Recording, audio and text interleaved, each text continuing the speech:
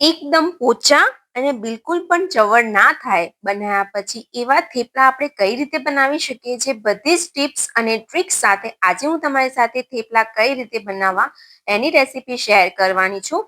કઈ રીતે એ શેકવા કે જેથી બનાવ્યા પછી પણ એકદમ સોફ્ટ જ બન્યા રહે, તેનો લોટ કઈ રીતે બાંધવો. તો ચલો મિત્રો આપણે બનાવવાનું સ્ટાર્ટ કરીએ. તો સૌથી પહેલા અહીંયા આગળ મેં ઘઉંનો લોટ લીધો છે 1 વાડકી. એનાથી થોડુંક આપણે 2 ચમચી બેસન લીધેલું છે અને અહીંયા આગળ તમે ફાવે તો જુવારનો લોટ પણ તમે આની અંદર એડ કરી શકો છો. બધા લોટ મિક્સ કરીને પણ થેપલા બનાવી શકાય છે અને સાથે જ મેં મેથી પણ લીધી છે. હવે અહીંયા આગળ હું મરચાં અને લસણની પેસ્ટ નાખું છું. અહીંયા આગળ મેં લીલું મરચું જે છે, સોરી ફ્રેન્ડ્સ, લીલું મરચું અને લીલું લસણ બંનેનો ઉપયોગ કર્યો છે. લીલા લસણથી ટેસ્ટ જે છે એ સરસ આવશે. અત્યારે શિયાળાની સિઝન ચાલી રહી છે. સાથે જ 1 વાડકી મેં અહીંયા લીલી મેથી જે છે ધોઈ સમારીને સોળી એને અહીંયા એડ કરેલી છે. તલ એડ કરવાના છે 1 મોટી ચમચી ભરીને. લાલ મરચું પાવડર એની અંદર એડ કરી દઈશું અને 1 ચમચી જેટલી હળદર, 2 ચમચી ધાણા જીરું પાવડર એડ કરી લેવાનું છે.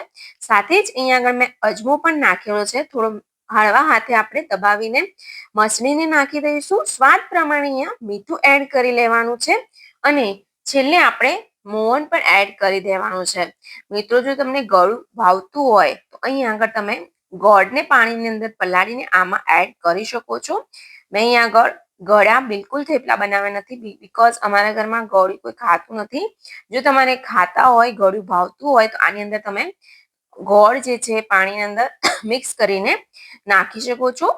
તો સ્વાદ પ્રમાણે તમને જેવું ફાવે એવું ગળ્યો એડ કરી શકો છો. હવે બધી જ જે વસ્તુ છે એને આપણે મિક્સ કરી લેવાની છે અને મેથી મિત્રો જે નાખી છે એમાંથી પાણી છૂટતું હોય છે. એટલે સૌથી પહેલું સ્ટેપ આપણું એ રહેશે કે બધું જ આપણે કોરું લોટ છે, કોરા લોટ સાથે મેથીને સરસ મિક્સ કરવાની છે. હવે થોડુંક થોડુંક પાણી એડ કરતું જઈને આપણે લોટ બાંધીને તૈયાર કરવાનો છે. મિત્રો, એક વાત અહીંયા ખાસ ધ્યાન રાખવાની છે કે પાણી જે છે બને ત્યાં સુધી ઓછો ઉપયોગ કરીને લોટ બાંધવાનો છે. કારણ કે બીકોઝ શું થશે કે પાણી તમે વધારે એડ કરશો તો મેથીમાં પણ પાણી છૂટતું જ હોય છે. એટલે બને ત્યાં સુધી પાણીનો ધીમે ધીમે થોડું થોડુંક પાણી એડ કરીને લોટ બાંધતું જવાનું છે આ રીતે જો, અને એકદમ સરસ રીતે મસળતું જવાનું છે. અને મિત્રો, અહીં આગળ મેં મેથીનું પ્રમાણ થોડુંક એ વધારે પડતું રાખેલું છે, કારણ કે મેથી જેટલી વધારે હશે તો થેપલાનો ટેસ્ટ એટલો જ વધી જશે. ટેસ્ટ ખાવામાં મજા આવશે એટલા જ થેપલા. છેલ્લે મેં અહીંયા આગળ અડધી ચમચી જેટલું થોડુંક તેલ નાખ્યું છે અને એને કેળવી લેવાનો છે લોટને.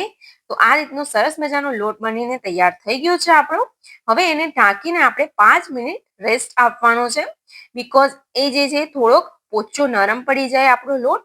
હવે આની અંદરથી લૂ લઈ લઈશું એક. તો લૂ તમે જોઈ શકો છો, મેં અહીંયા આગળ એક લૂ લઈ લીધેલું છે અને ગુલ્લો બનાવી લઈશું.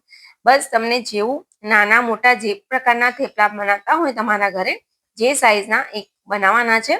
અહીં આગળ મેં એક પ્લાસ્ટિકની થેલી પણ લીધેલી છે અને લુવાને આપણે લોટમાં થોડો લોટ લગાવી લઈશું અને આ રીતે આપણે વણીને તૈયાર કરવાનો છે. બિલકુલ હળવા હાથે આપણે થેપલાને વણવાના છે. તમે જોઈ શકો છો થોડોક થોડોક હું લોટ અંદર લગાવતી જઉં છું અને વળતી જઉં છું. તો તમે જોઈ શકો છો એકદમ પાતળા એવા બને ત્યાં સુધી ખેંચીને આપણે પાતળા એવા આપણે થેપલા બનાવીને તૈયાર કરવાના છે. બીકોઝ મિત્રો શું થશે કે આ પ્લાસ્ટિકની થેલીના લીધે બિલકુલ પણ ચોંટશે નહીં આપણું થેપલું અને એકદમ સરસ આ ઇઝીલી અહીંયા રિમૂવ થઈ જાય છે. તો તમે જોઈ શકો છો એકદમ સરસ એવા પાતળું મેં અહીંયા આગળ થેપલું બનીને તૈયાર કરી લીધું છે. હવે મિત્રો નેક્સ્ટ સ્ટેપ છે કે શેકવું કઈ રીતે. ઘણા લોકો એવું કરતા હોય છે કે એકદમ દબાવી દબાવીને શેકે છે. તો અહીંયા મેં થોડુંક તેલ તવી પર લગાવી દીધેલું છે અને થેપલાને હું અહીંયા નાખી દઉં છું. તો તમે જોઈ શકો છો થોડુંક શેકાઈ જાય પછી આપણે એને પલટાવી દેવાનું છે. ગેસની ફ્લેમ જે છે બને ત્યાં સુધી મીડિયમ જ રાખવાની છે. હાઈ ફ્લેમ રાખશો તો જે થેપલું છે આપણું એ કડક જ થઈ જશે બન્યા પછી.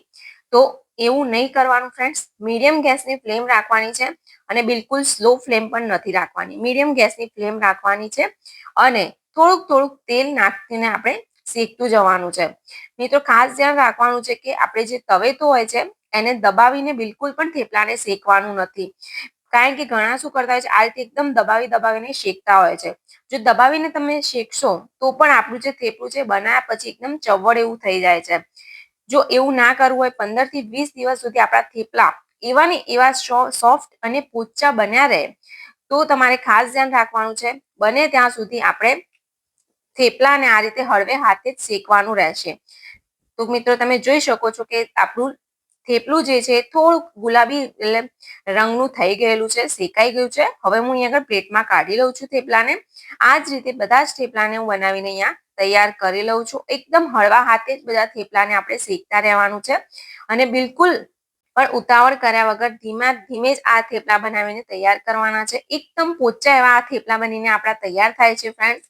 તો તમે જોઈ શકો છો બધા જ થેપલા એક સરખા અને એકદમ પાતળા જેવા બનીને તૈયાર થયેલા છે. તલ પણ એકદમ સરસ મેં નાખેલા છે વધારે પડતા, તો તેનો ટેસ્ટ પણ ખૂબ જ સરસ આવવાનો છે. સાથે મેં મરચાં અને અથાણા સાથે અહીંયા થેપલાને મેં સર્વ કર્યા છે. તમે કોઈ દર ટ્રાવેલ કરતા હોય તો 15 થી 20 દિવસ સુધી આ થેપલાને બનાવીને પણ લઈ જઈ શકો છો. તો સરસ મજાના એવા થેપલા બનીને તૈયાર છે. હું એક થેપલું તમને બનાવું તો તમે જોઈ શકો છો. એકદમ પાતળું એવું થેપલું બનીને તૈયાર થયેલું છે આપણું. જો હું તમને વાળીને પણ બતાવું, એકદમ પોચું એવું આપણું થેપલું છે તૈયાર થઈ ગયેલું છે. તો મિત્રો આજની રેસીપી તમને કેવી લાગી મને કમેન્ટ કરીને જરૂરથી કહેજો. તમારો ફીડબેક વધારે વધુ મને વિડીયો બનાવવાનું પ્રોત્સાહન આપે છે. તો વિડીયો સારો લાગે તો સબસ્ક્રાઇબ જરૂરથી કરી લેજો મારી ચેનલને. Bye bye.